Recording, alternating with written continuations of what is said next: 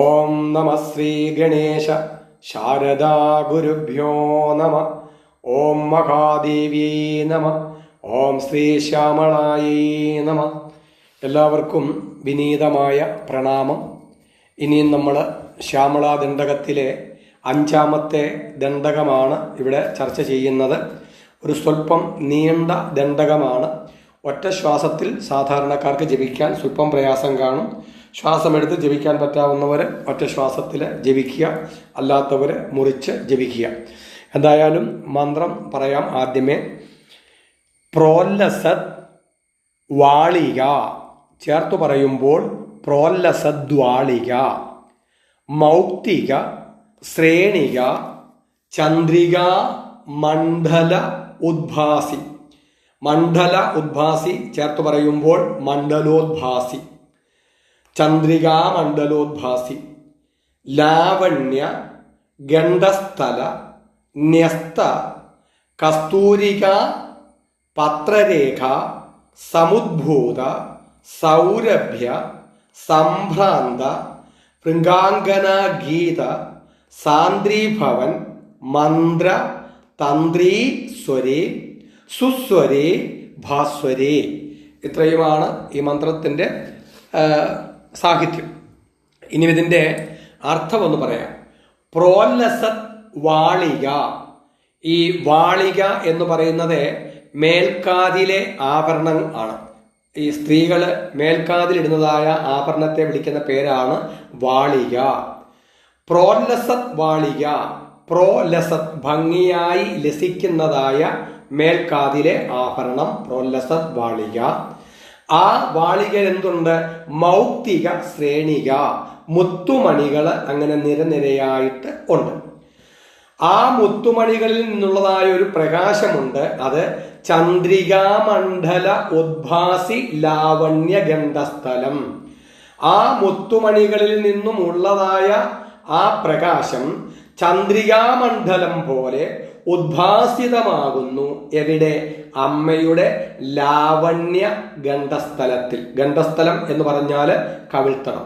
അപ്പോൾ അമ്മയുടെ മേൽക്കാതിൽ അണിഞ്ഞിരിക്കുന്ന വാളിക എന്ന ആഭരണത്തിൽ നിരനിരയായി ഉള്ളതായ മുത്തുമണികളിൽ നിന്നുള്ളതായ പ്രകാശം അമ്മയുടെ ആ മനോഹരമായ കവിൾത്തടത്തിൽ ചന്ദ്രികാമണ്ഡലം പോലെ ഉദ്ഭാസിതമായിരിക്കുന്നു എന്ന് സാരം. ഇനി അടുത്തതായിട്ട് പറയുക, ന്യസ്ത കസ്തൂരിക പത്രരേഖ. ആ ഗണ്ഡസ്ഥലത്തിൽ ന്യസ്തം ചെയ്തിരിക്കുന്ന അല്ലെങ്കിൽ ധാരണം ചെയ്തിരിക്കുന്ന കസ്തൂരിക പത്രരേഖ, കസ്തൂരി കൊണ്ടുള്ളതായ പത്രരേഖ. ഈ സ്ത്രീകളുടെ കവിളിലും സ്തനങ്ങളിലും മറ്റും കസ്തൂരി, കുങ്കുമം തുടങ്ങിയ സുഗന്ധദ്രവ്യങ്ങൾ കൊണ്ട് പ്രത്യേക രൂപത്തിൽ ഉണ്ടാക്കുന്നതായ രേഖയെ വിളിക്കുന്ന പേരാണ് പത്തിക്കീറ്റ്, പത്രരേഖ, പത്ര അങ്കുലി, പത്രഭംഗം എന്നൊക്കെ ഇതിന് പറയും. ഇപ്പം ഇവിടെ എടുത്തിരിക്കുന്നത് പത്രരേഖ എന്നാണ്. അതായത് കസ്തൂരി കൊണ്ടുള്ളതായ പത്രരേഖ അമ്മയുടെ ചന്ദ്രമണ്ഡലം പോലെ ശോഭിക്കുന്നതായ ആ ഗണ്ഡസ്ഥലത്തിൽ ഉണ്ട്. ഇനി അടുത്തതോ, സമുദ്ഭൂത സൗരഭ്യ സംഭ്രാന്ത ഭൃംഗാംഗനാഗീതം. ആ പത്രരേഖയിൽ നിന്നും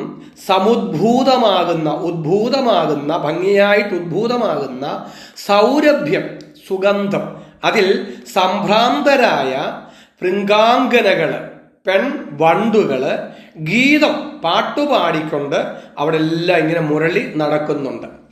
അവരുടെ ആ നാദത്തിനകത്തെ ലയിച്ചുകൊണ്ട് സാന്ദ്രീഭവൻ, ആ ഭൃംഗാംഗനകളുടെ മൂളിപ്പാട്ടിൻ്റെ ആ നാദത്തിൽ സാന്ദ്രീഭവിച്ച് മന്ത്രതന്ത്രി സ്വരേ, ആ വീണ അമ്മ ഇങ്ങനെ മീട്ടിക്കൊണ്ടിരിക്കുകയാണ്.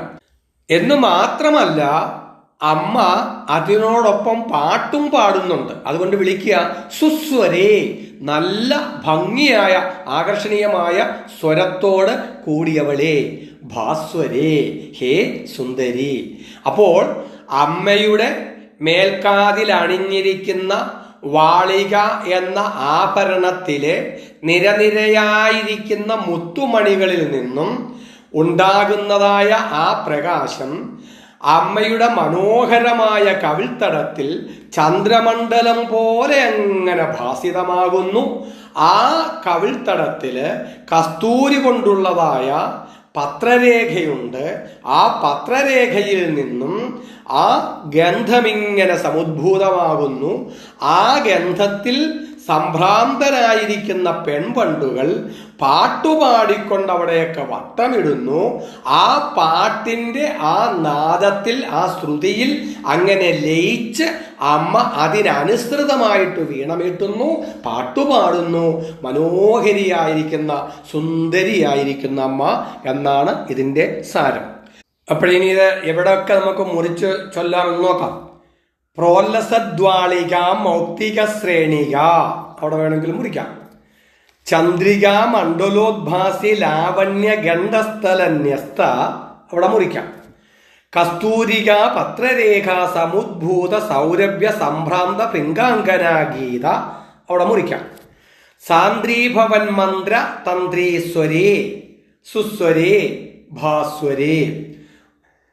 പ്രോല്ലസദ്വാളിക മൗക്തിക ശ്രേണിക ചന്ദ്രിക മണ്ഡലോദ്ഭാസി ലാവണ്യ ഗണ്ഡസ്ഥലന്യസ്ത കസ്തൂരിക പത്രരേഖ സമുദ്ഭൂത സൗരഭ്യ സംഭ്രാന്ത ഭൃംഗാംഗനാഗീത സാന്ദ്രീഭവൻ മന്ത്ര തന്ത്രീസ്വരേ സുസ്വരേ ഭാസ്വരേ. ഇങ്ങനെ മുറിച്ച് ജപിക്കാം. ഇനിയും ഒറ്റ ശ്വാസത്തിന് എടുക്കാൻ പറ്റാവുന്നവര് ഒറ്റ ശ്വാസത്തിന് എടുത്തോളുക. ഇനി ഇതിൻ്റെ ആശയം നമ്മൾ നോക്കുമ്പോൾ ഇവിടെ ശൃംഗാരോദ്ദീപകമാണ് ചന്ദ്രിക, നമ്മൾ നേരത്തെയും പഠിച്ചിട്ടുള്ളതാണ്.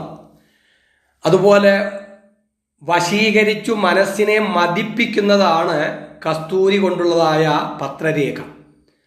അതിൻ്റെ രസത്തിൽ മത്തുപിടിച്ച് വട്ടം കറങ്ങുന്ന പെൺവണ്ടുകൾ നമ്മൾ തന്നെയാണ്.